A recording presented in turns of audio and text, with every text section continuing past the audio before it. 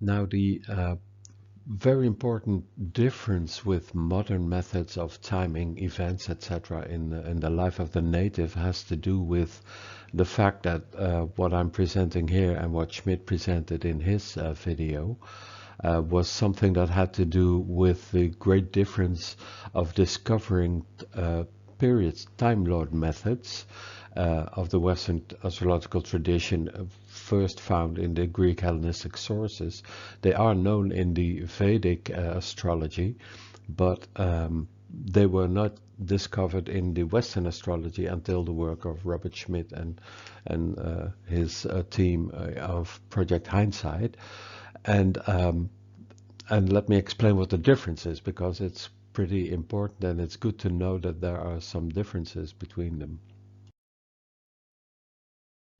So in this subscription, I will be going deep into the secrets of the Lot of Daimōn spirit, because that is a very interesting topic to get acquainted with, simply because it's called the Lot of Spirit, and that's of course in any modern sense and also in the ancient sense that was quite a heavy subscription, a name for something. So the secrets of the Lot of the Daimon, or the Lot of the Spirit, is of course a very interesting study in getting to know the way you do things in your life. So, and of course there is a specific Time Lord method dedicated to to the Lot of Daimon spirit, called Zodiacal Releasing, which I call aphesis at the moment, but it's also simply Zodiacal Releasing from the Lot of Spirits. So that's an interesting one to get acquainted with, and of course I've published some of this material already on the free subscriptions and YouTube pages.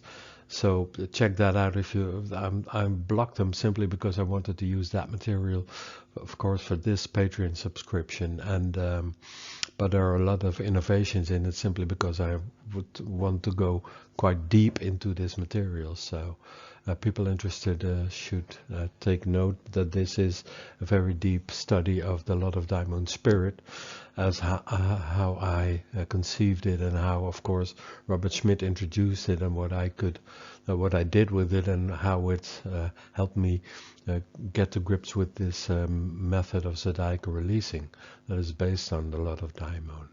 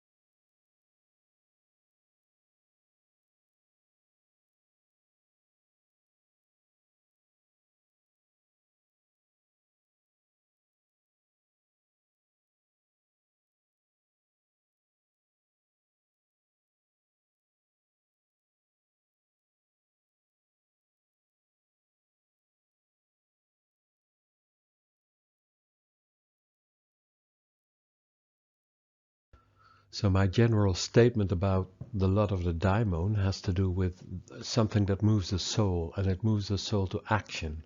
So this is exactly how it was defined also by ancient astrologers. Spirit happens to be Lord of Soul, which is quite a statement to make, and of every mental faculty, which has to do a lot with how you think or how your mind works, I guess, and the things that will arouse the soul to action. And that's of course coming from Robert Schmidt's tutorial. Yeah, that's something that I've been dealing with quite a lot and delved into quite deeply, I hope. And it really helped me understand things going on in the native's life. And I hope it will do that for you as well. It's a very interesting study to simply get acquainted with, simply because it's also something really quite distant from the modern takes on the psyche of the native. And this is quite another take on it, but also very enhancing in trying to understand what moves you to do the things that you do in life. So this is how it was introduced to us by Robert Schmidt, where he said that this analysis is based on a specific point in your chart called the Lot of the Daimon, also called the Lot of Spirit, and that's a very promising term, of course, because spirit has many connotations and deep meanings for a lot of people, and especially the ones interested in astrology. So that's an interesting take on what this lot might represent in your chart. And this lot informs you about how you approach your life as an undertaking, as a business, and what your usual and general style of action is. So, and that's an interesting statement. So let's have a look at the principles underlying this interesting part of your chart and how it came to be such an important or such an interesting factor in the natal chart. And this was, of course, first discovered in the Greek Hellenistic astrology, as far as I know. So Schmidt brought this to the fore because he was simply translating early Greek material, and this is what popped up. And one of the things that popped up were the 7 hermetic lots, of which the Lot of the Daimon is simply one of them. So let's try to get a grip on what this lot actually signifies when it's found in a chart and what you can do with it. So this is, in general, this is what the Lot of Daimōn spirit is about. It's an analysis, and Zodiacal Releasing, of course, also. It's an analysis based on a specific point in your chart, which we now call the Lot of Daimōn or the Lot of Spirit, and it informs you about your approach to life, as if it is an undertaking, as if your life is a project that you need to get to grips with or deal with or handle. So it's what it signifies what you usually and general your style of action is and how you go about your life as being a project. And that's a very interesting take on this Lot of Spirit. Now the glyph that you see is from Kurt Manwaring's Delphic Oracle software.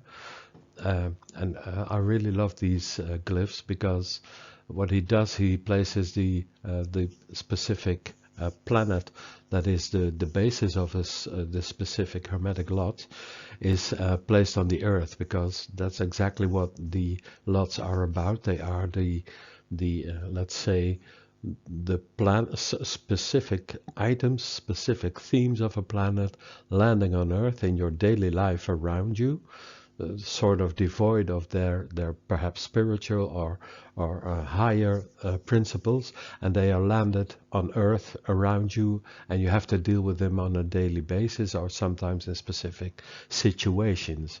For instance, the Lot of Courage that has to do with the planet Mars landing on Earth is called the Lot of Courage, of course, but then the question is, why would you need another factor which gets the name Courage when you have Mars already in your chart? Well, the difference is that courage has to do with concrete situations in your life that take courage, that ask you to be courageous simply because they are situations that challenge you, and they challenge you to do something that you are actually quite scared of to do normally, but these are about situations which ask for this courage. So they ask you to do something that you normally would never dream of doing. So that's the principle of courage. There is a situation that you need to address, and it needs you to do something that you would normally never do. And that's the principle of courage, the planet Mars landing on Earth, so to speak. And this goes for all these 7 hermetic lots, and also the lot of spirit, a lot of daimon. So that also has to do with situations that do something with you and challenge you to do something in a specific way. And that's what these hermetic lots are all about. But in this case, it's the lot of daimon spirit that is a specific a theme for this presentation, and a specific theme for the course that I'm offering on this Zodiacal Releasing stuff. Another interesting visualization of the 3 separate stages that we can perhaps see in this model of astrology is when we are going to look at the lights, which are of course the most important things in any astrology, the sun and the moon. They are always mentioned in anything having to do with astrology. Then at the first level, where we're talking about archetypes, then you can say that the sun and the moon are again together. They are one, and they are symbolized by the syzygy, which is the prenatal conjunction of sun and moon. And of course, I understand that the syzygy is also understood often to be the opposition between the sun and the moon, between Helios and Selene. But of course, the archetypal principle is their conjunction. They are both one, of course, and that doesn't symbolically, that doesn't make a difference whether or not you take the syzygy to be a prenatal opposition as well. Doesn't matter. It's for the principle, the symbol.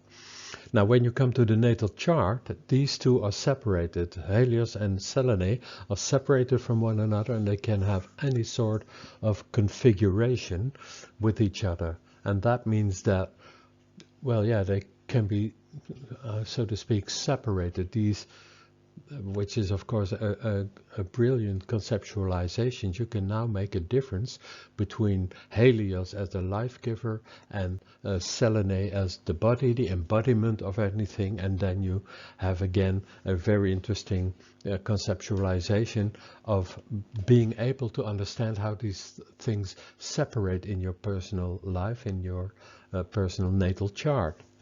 And then of course you come to the last bit of our stairway downwards towards the earth. Then you come to the lot of fortune and the daimon spirit, and then again you see Helios and Selene again joined together, simply because their distance in portion is discounted, which is something that you do by using the manner in which you want to calculate the location of these specific lots in the chart. And so their distance in portion is discounted is actually the phrase that Robert Schmidt used to get to grips with what's happening with these specific lots. They are again joined simply because you get rid of the distance in portions and degrees that you find at the second level in the natal chart, is then again discounted, and they are sort of joined again on this third level. And Fetish Valence says that these places must be studied religiously, not carelessly. So this is a great incentive for us to not overlook these these two hermetic lots, but need to be studied religiously, not carelessly. That's a very interesting thing, and I hope that's what we will be doing in this video, and also the other ones yet to follow. And what's of course interesting is that these have their own timings device, Zodiacal Releasing from fortune and from spirit. So there you have the complete principle. You have a factor introduced to delineate in a chart, and then you also have a timing device relating to whatever is happening with it, and you can use it for prognostication. So yeah, you have the full package there. I would now like to talk about the issue of calculation, because that also has an interesting feature having to do with what I've explained in the previous slides, and it also has to do with why the lots of the especially the hermetic lot, but in this case specific one, the lot of the daimon, but also the lot of Tichet, the lot of fortune, how it is calculated and what that reveals about what we can do with them, of what the concept behind it is.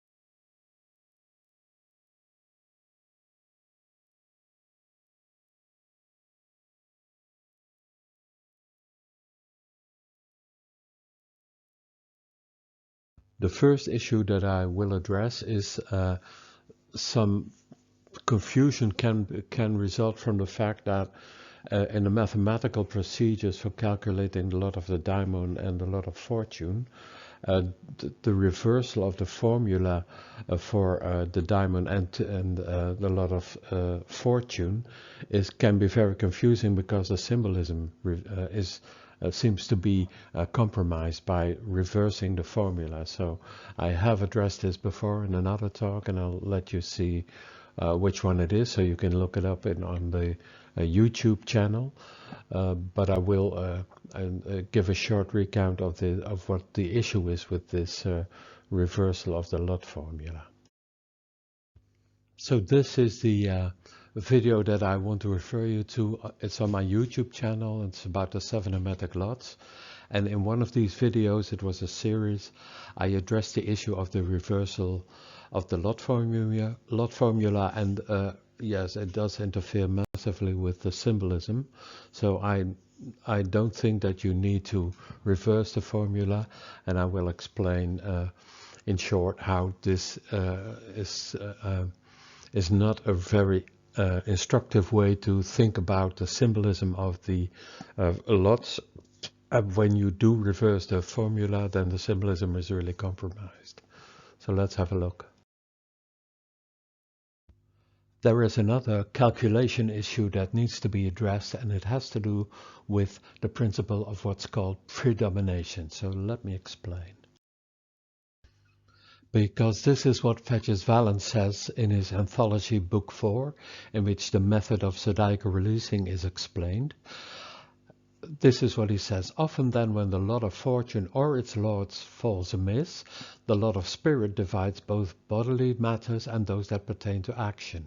Similarly also, fortune will divide both when the lot of spirit or its lord falls amiss, just as for predomination and rulerships. So this again suggests that you take either the lot of fortune sometimes when that is the case in a certain chart, as if it is a lot of the daimon, and in the other way around, when a lot of daimon is falling amiss, then you take the lot of fortune as also dividing the times for action. So that's interesting. So let's first have a look at what is falling amiss.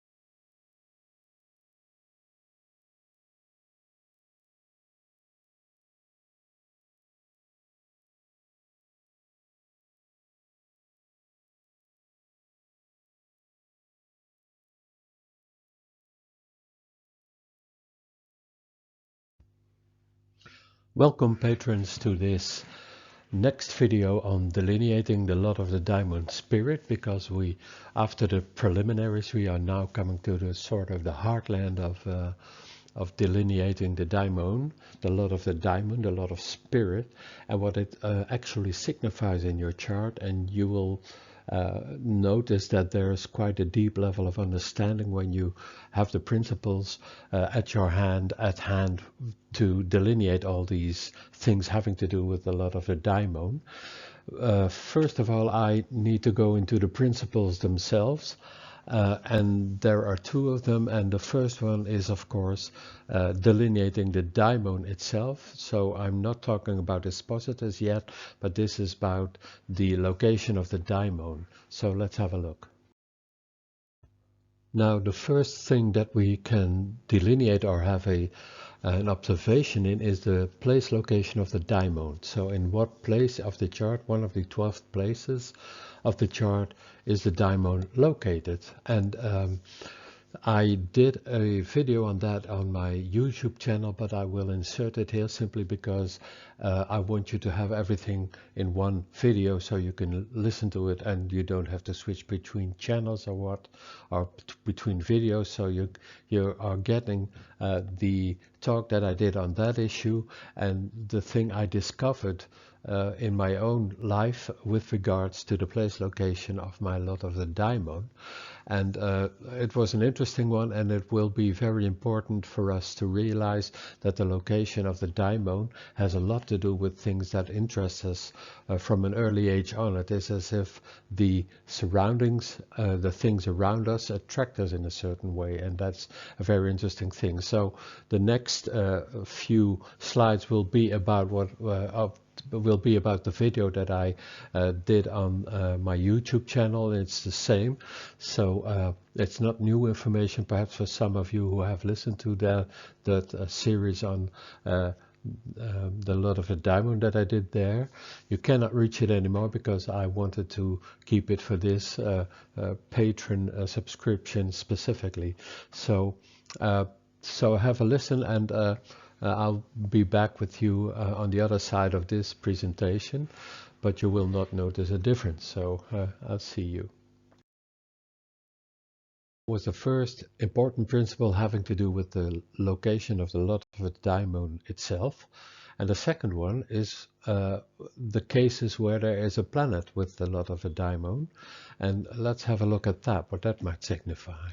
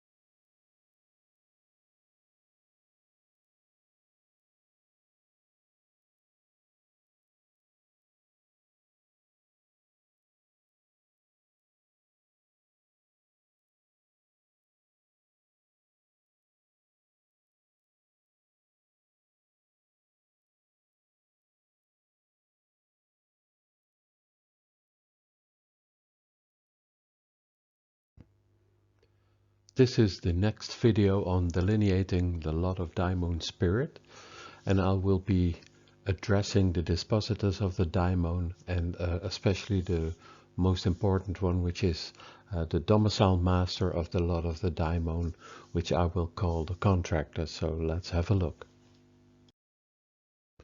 Here you see the factors that I will use to delineate the Lot of the Daimon, and of course this is what Schmidt taught, so nothing new there. As I said, the domicile master of the Lot of the Daimon I will call the contractor, and I will explain why that specific term is used for that one. You can also talk about the resources. So when a contract has to do with how you take action, how you undertake actions, then that is a specific way of motivating the native or you. And the resources you have to do that have to do with the ruler of the ruler, which is the domicile master of the domicile master of the Lot of the Daimon. So that's an interesting take on what you can describe as the tools that the domicile master has at its disposal to use. Then we will be talking also about the bound ruler, the standard, which has to do something with what motivates the actions of what norm you want to have your actions confirmed to. So that's what the bound ruler has to say about this. And then we have the stimuli, which have to do with the configurations with the domicile master of the Lot of the Daimon. So you can perhaps see it as in this way. So the question is, how do you act, or what is your strategy, which has to do with this contractor, the domicile master of the Daimon. How do you work that, which has to do with the domicile master of the domicile master. That's your resources, your tools, so to speak. What do you focus what do you focus doing that, or whatever you undertake, which has to do with the bound ruler, setting the bounds, the ruler of the confines. And the other question is what triggers or stimulates or obstructs your actions, and which has to do with the configuration and aspect with the domicile master of your daimon. So in a nutshell, this is what you can approach with all these rulers, with all these principles having to do with the Lot of the Daimon. So that's an interesting study, and as you will see, it goes really, really deep, and you can get a lot of questions answered when you use this delineation of these dispositors. So Mars's approach to action remains always martial, of course, but being located in the ninth place, his actions, although him being an enthusiastic and energetic worker, might have a tendency to taking side paths and being distracted or wandering off or even getting lost. And not infrequently this means false starts, because one doesn't know exactly where all that energy should be directed at or focused at. And in Vincent's case, for example, it led him to interrupting his studies at one point and then never finishing any education ever, which, by the way, is typical of Mars in the ninth place, an interrupted study. His biography reads as follows: young Vincent's education began in 1861 at the village school, and later his parents sent him to 2 boarding schools. Now Vincent excels in language and becomes proficient in French, English and German, and in March 1868, in the middle of the academic year, he abruptly leaves schools and returns to Zundert, where his parents lived. He never resumed any formal education, which is typical for the planet Mars being in the ninth place, of course.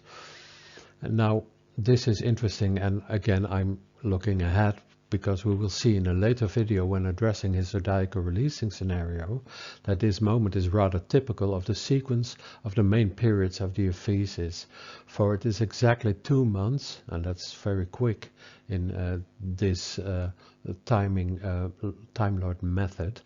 It is exactly 2 months after the beginning of his aphysis, changing from the Scorpion to the Bowman, the Archer, Sagittarius.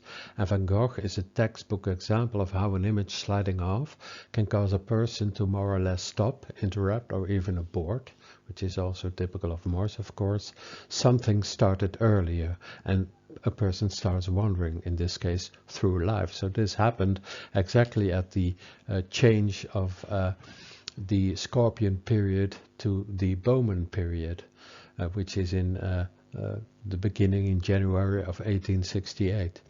So Valens and Schmidt addressed it and said, a major period arriving in an image flowing forth admits of much change, which was of course an important factor changing the life of Vincent, aborting school, quitting an education. As I said before in this presentation, in this video, I'm still impressed when reading all these quotes and how well they fit the character of Mars as a dispositor of Vincent's daimon.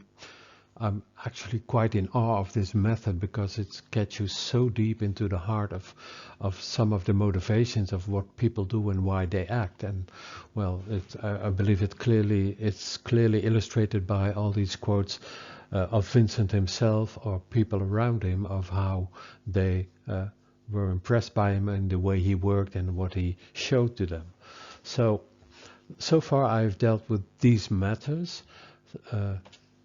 So the fact that Mars, of course, first of all, is the ruler of his Lot of Daimōn, but also that the Mars is in a place flowing forth, slipping aside, that is addressed, and that is illustrated with quotations. The fact that his ninth place is slipping aside from the 10th, which is the place at the peak, so it has to do a lot with sliding off the normal manners in which society conceives of what is a successful life, by means of what you do in life and your walk of life. And of course Vincent diverted from that massively. And the fact that Mars does not belong to the sect in favor, being a nocturnal planet in a diurnal chart, which has its own specific problems, typical issues correlated with someone's actions. But that's not quite everything, because now we still need to address the next issues which we can delineate using the domicile master of the Lot of Daimōn. So there's much more, because the general qualities and characteristics of Aries Mars are influenced and modified by the conditions of Mars in Vincent's horoscope. So let me enumerate them, and that it will be the topic of the next video on Vincent and his Mars, his Aries way of approaching actions.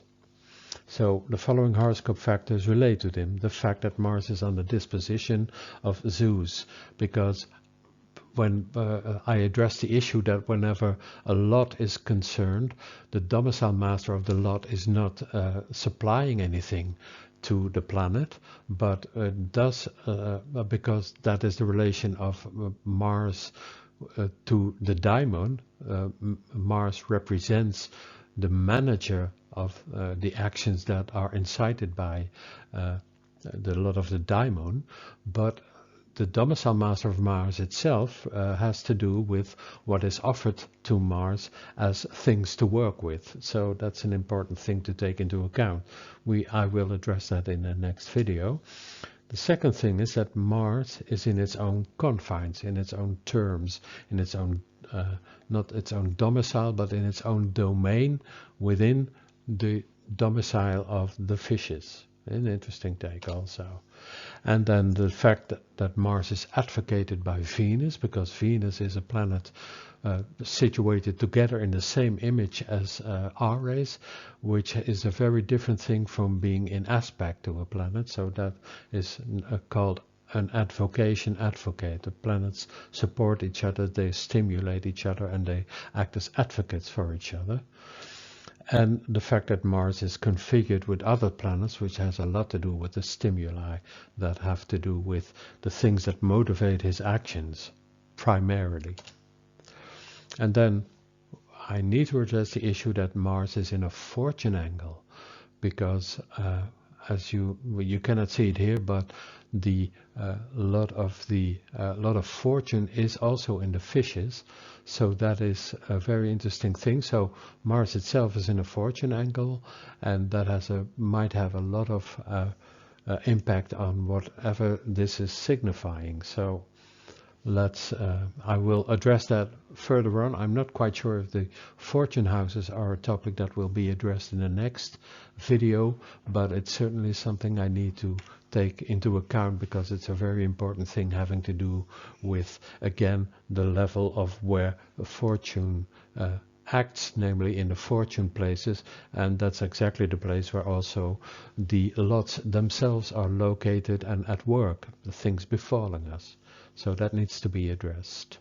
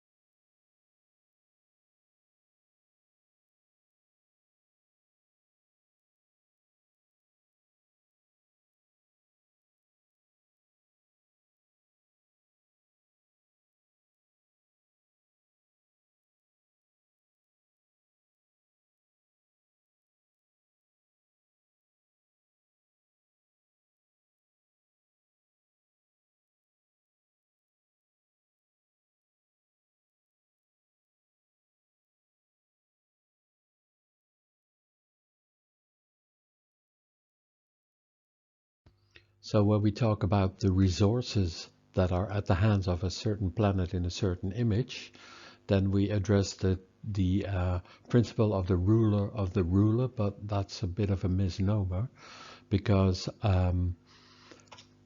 we are talking about the domicile master of the domicile master, which has to do with the tools that are at the disposal of a certain planet being located in a specific image.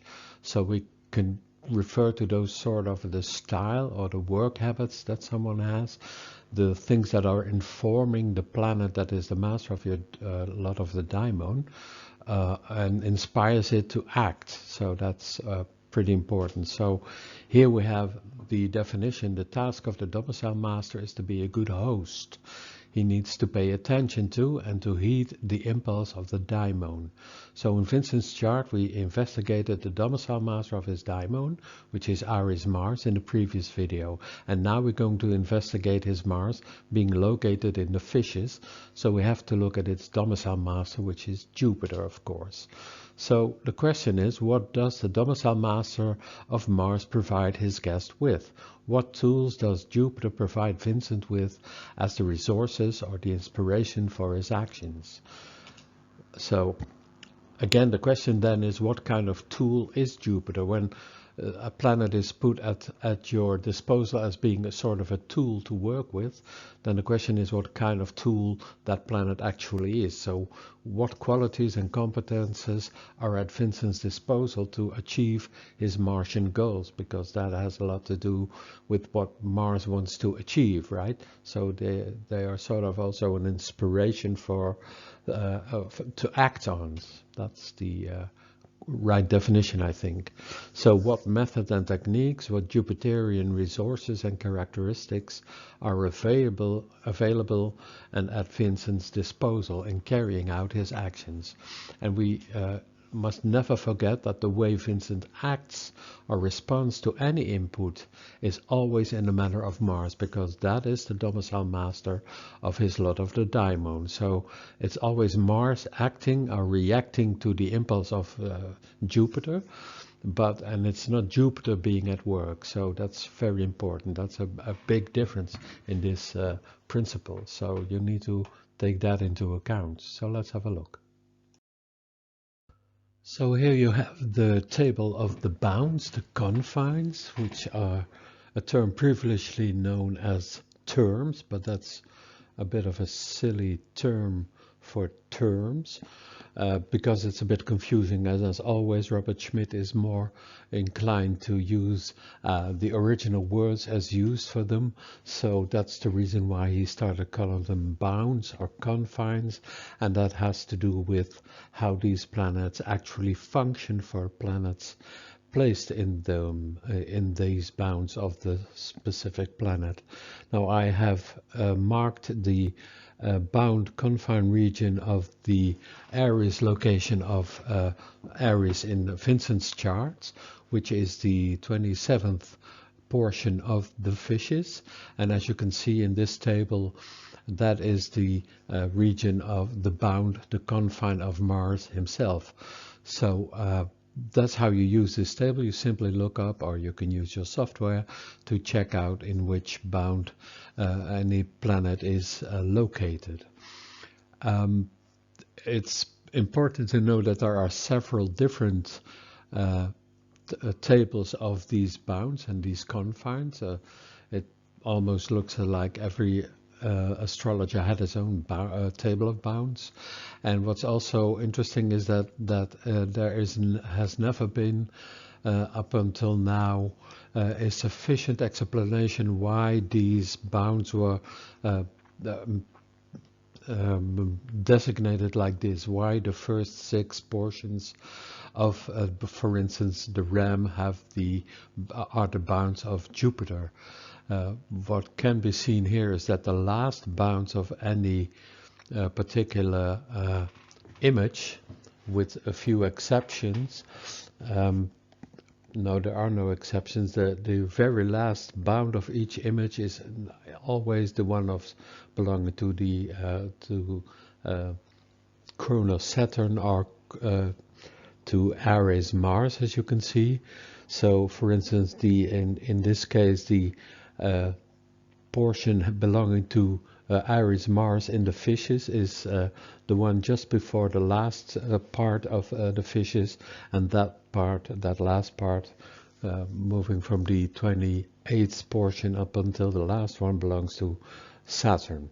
So that's these tables. There are several others, but these are also known as the Dorotheus or Egyptian table of bounds, and that's the one most usually used by all sorts of authors.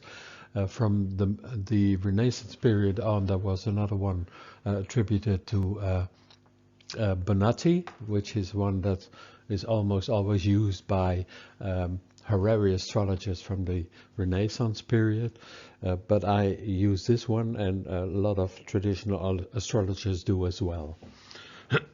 Sorry. So this is how the bound ruler, the confines, can be used, and what it signifies in a certain sense. This is all based on what Robert Schmidt said about it, and I will explain how he got to these significations simply by using the words used for what we now call the bounds. So it's sort of a channel for a planet to confirm to, a channel into which it is sort of focused, funneled. You could also call it the form or the norm for a certain planet. And Schmidt had a rant on in one of his videos when he really discussed the idea that the domicile master is always called the ruler of an image, but that is actually not quite the correct word. It's the host, as we have seen in previous slides. The domicile master functions as the host for its guest. So you cannot really say that that is a ruler for this specific planet, because a ruler has something to do with authority. And in the case of the bound ruler, you can really say that it functions as the ruler, because it wants to it demands that the planet in it conforms to the rules and the norms that that planet signifies. So in the case of Mars, it is the norm and the canon of Mars. So that's an interesting one. So we can say that this is sort of a standard.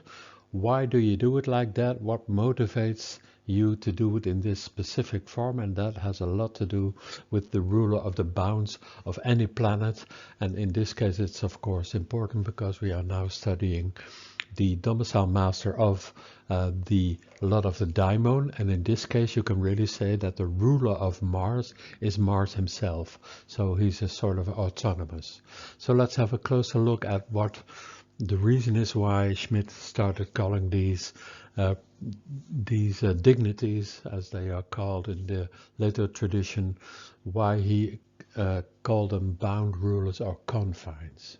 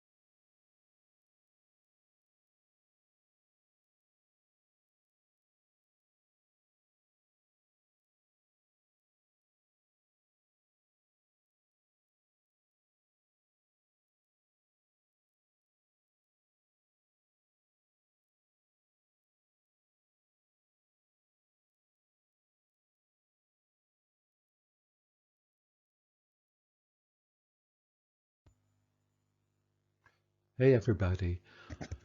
With this new video, I'm digging into the very important and the very interesting topic of configurations and aspects with the domicile master of the daimon. And this has a lot to do with what essentially triggers, stimulates, or perhaps obstructs anything that suggests how the native employs actions, or how he or she comes into action, or what is very important in the issue of stimulating the person to undertake some action. So let's have a look. So in our range of principles that we are using to delineate the specific things going on about the domicile master of the Lot of Daimōn, we are now addressing the ideas of the stimuli, the configurations to the domicile master of the Lot of Daimōn. They have a lot to do with what triggers the actions of the native. Now in this specific video I will be addressing this person. There he is again, ist wieder da, there he is again. This is of course the chart of Adolf Hitler, and the reason why I'm doing his chart is because Robert Schmidt did a fantastic delineation of everything going on with the domicile master of the Lot of Daimōn of Hitler, and that's also a good synopsis of what we've addressed so far, but it's also a very clear take on how the aspects and configurations with the domicile master played such an important role in his life, and it explains a lot about what happened when he was in power. But I also want to include a disclaimer, because this delineation of Hitler's daimon, its dispositor and its configurations is, and please note, it's in no way, shape or form an attempt to rehabilitate him, nor is it an expression on my part of any sympathy for his ideas of what he caused and what he did. Please take note of that, because I'm of course not a fan of Mr. Hitler because all dreadful things that he did. But you should also know that anyone who, like Hitler, has Cronus Saturn as the Lord of the Daimon, which includes me, myself also, and possibly with similar configuration and aspects, please do not fear, because this description follows his biographical data, not yours. And it's not that these facts and natal conditions lead to the same terrible consequences as was the case with Hitler, so please take note of that. So let's have a look at Mr. Hitler and what his Lot of Daimon suggests to us.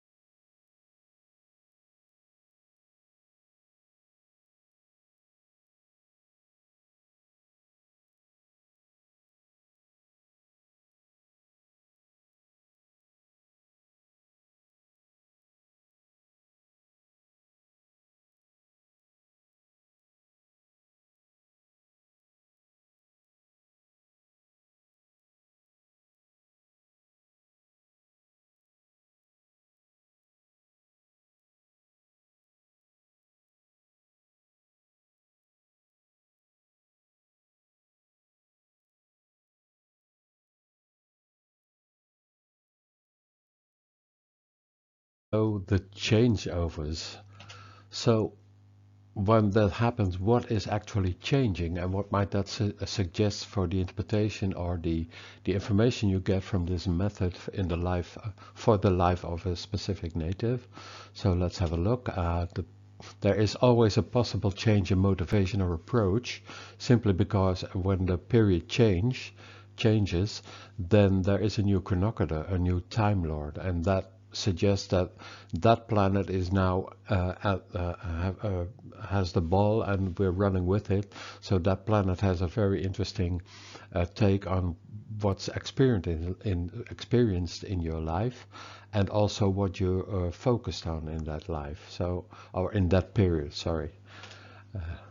So there are new impulses, because also there are possible different configurations with the new Time Lord, and of course the new chronometer is also located in another topical place. So these are the factors that have to do with what inspires you at that time of your life. So what changes, what are your interests? Perhaps they shift from this place, topical place, to another topical place, and your approach to them is indicated by the nature of the new chronometer. So yeah, these can be pretty interesting changes happening in your life, and the things that inspire you to take action or whatnot. So okay, now natal planets can have different relations with the new Time Lord. And that's also very important, because some things can be noted perhaps. For instance, some planets sort of disappear. For instance, when they were in conjunction, a sextile, a tetragonal, square, a trigonal, or an opposition with the Time Lord, and now in the new period, they are in aversion to the new Time Lord, and that might sort of suggest that these planets that are now sort of disappearing are no longer of any specific interest to the native, or perhaps not something that the native acts upon.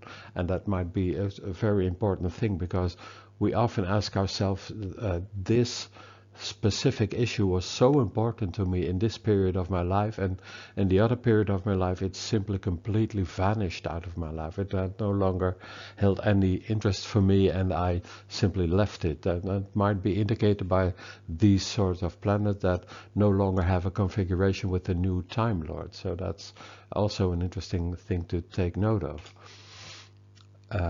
It might also be the other way around. Some planets make their first appearance, because when in a certain period they are in aversion to the chronometer, then they come on the scene by means of these configurations with the new chronometer, and that might simply be a surprise, or something that simply comes into your life that gains a center stage, sort of. That's of course dependent on the sort of connection there is.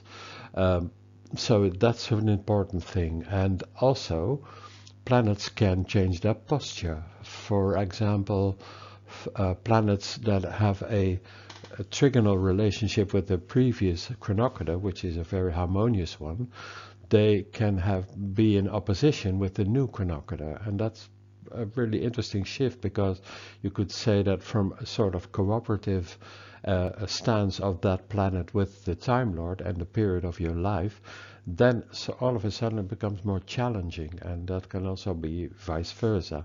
So these are very interesting and typical things that you can only witness by means of these periods, a method like Zodiacal Releasing. There are others, of course, but this one is a very important one for us to investigate, and let's have a look at how this functions. Now, a very interesting thing for me is, well, because when I started training in astrology, I was of course deep into Jung. And the interesting thing is that this scenario with all these shifts and possible changes might simply have something to do with tracing that what Jung called the individuation trajectory. So that was individuation was a very big thing in his philosophical psychoanalysis, sort of.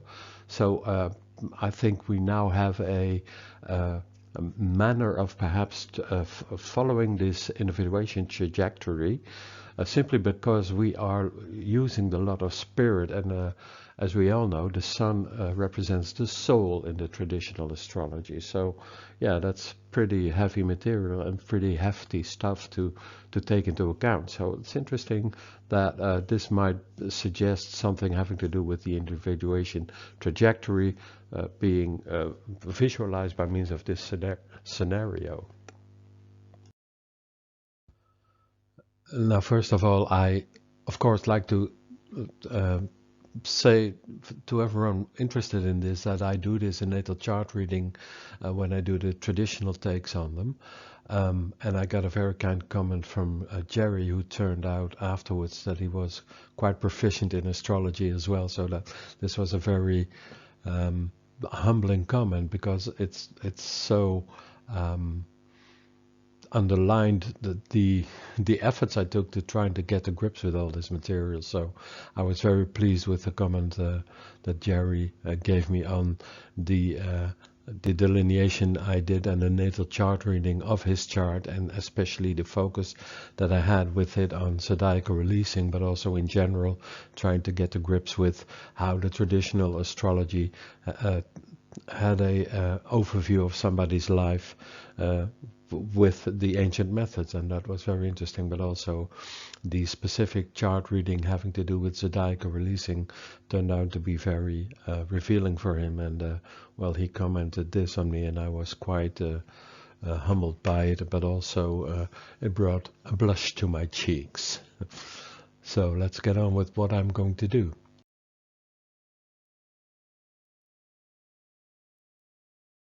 And as you perhaps know, I've made a great many videos on all sorts of issues in Hellenistic Greek astrology, and I got some kind comments on my earlier work, and you can read about them here. And of course, all these things, all these issues that I addressed in these talks and these videos will in some way or other return in my presentations that I will be doing for my Patreon subscription. So I hope to see you there.